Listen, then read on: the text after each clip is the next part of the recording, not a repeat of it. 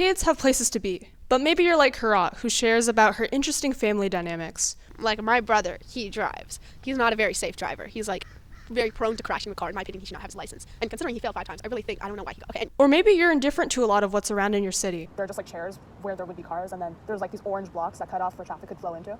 No, I'm typically going to Salt and Straw. In today's interview, I give Kirat a perspective on how different zoning laws could affect how easily she gets around her city. Think about the closest convenience store to you. Like, what's that in walking distance for you? I live on a hill, so it depends if you're going down or if you're going up.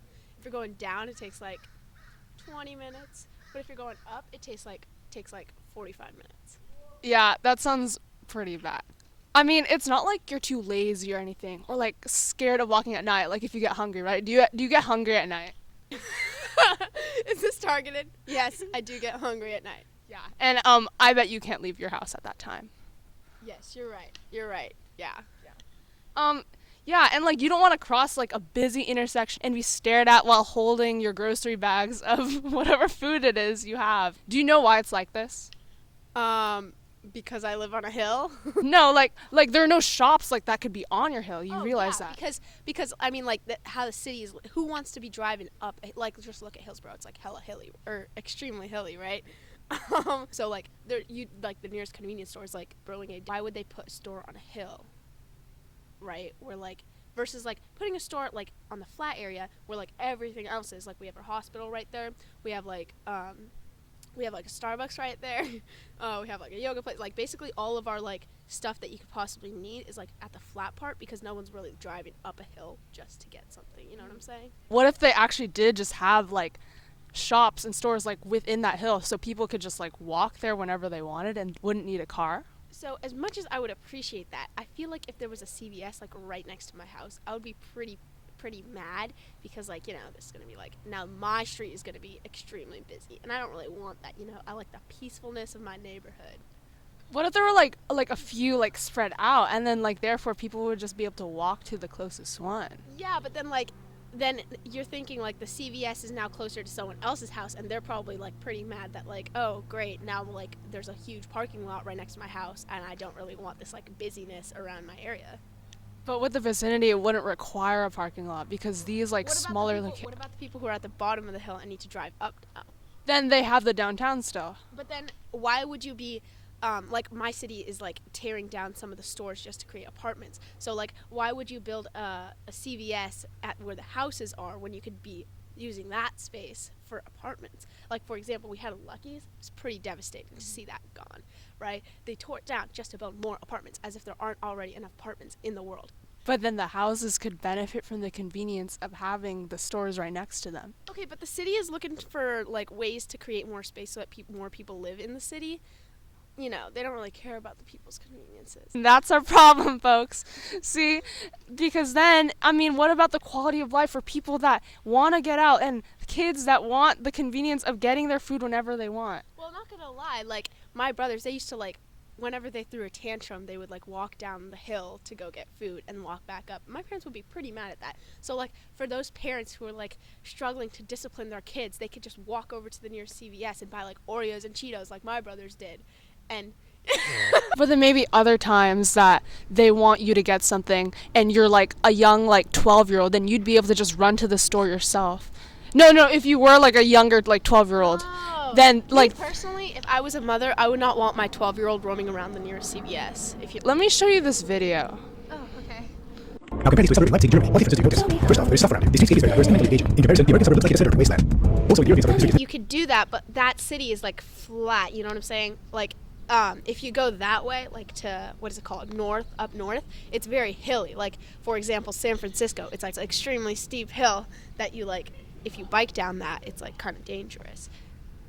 And that's the same thing for my city. You know, there's a very steep hill. And also, okay, I've been to Europe before, because I did not like the crowdedness of, like, that city because it was just so like didn't like that. Because they compact all the houses together so that they can fit the shops. Yeah. Plus, like, what if I want like a big house? You know, I wouldn't want to go live in Europe with like this tiny 2x2 square foot like house. You know, I want like my 4,000 square foot house, like plenty of like double space street or whatever.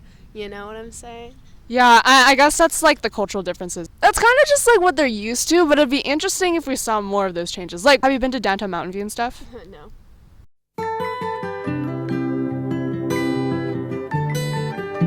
What do you think of like on-street dining that like kind of takes away some of the... Oh my god, that really annoys me. Like my brother, he drives. He's not a very safe driver. He's like very prone to crashing the car. In my opinion, he should not have his license. And considering he failed 5 times, I really think, I don't know why he got... Okay, and moving on.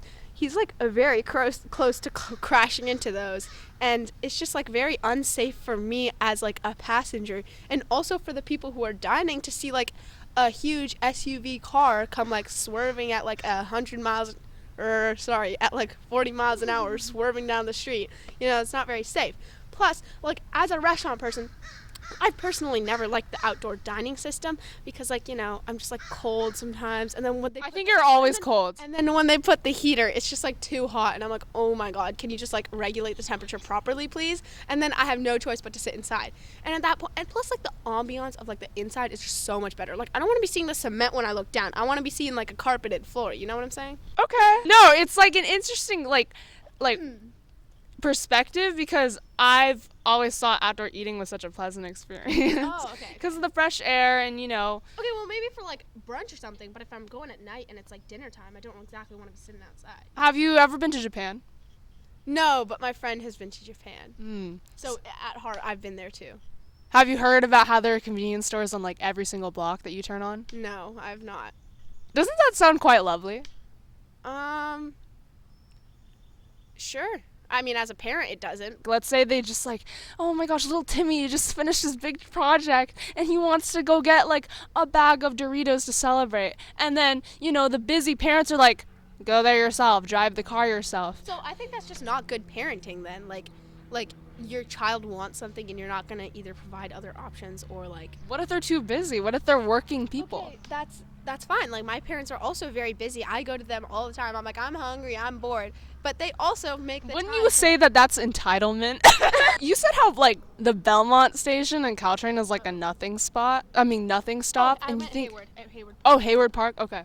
I'd say like Hayward Park is more of a nothing than Belmont.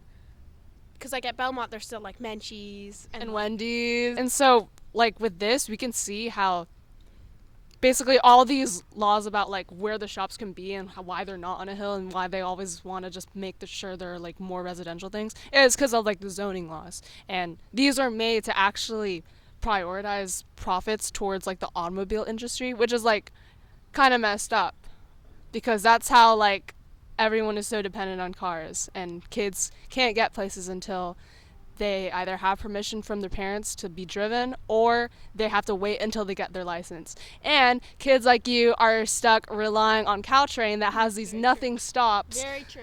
Because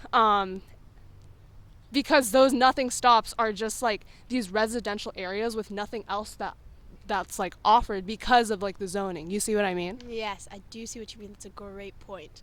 That's why from now on I take the bullet train. Oh yeah, the express Caltrain is very cool. Now we're gonna wrap up our interview. Thank you so much, Kirat, for sharing your input. Of course. Thank you so much. Thank you so much for your time. And take the Caltrain? Yes, please take the Caltrain. Make the bullet more frequent, please. Thank you.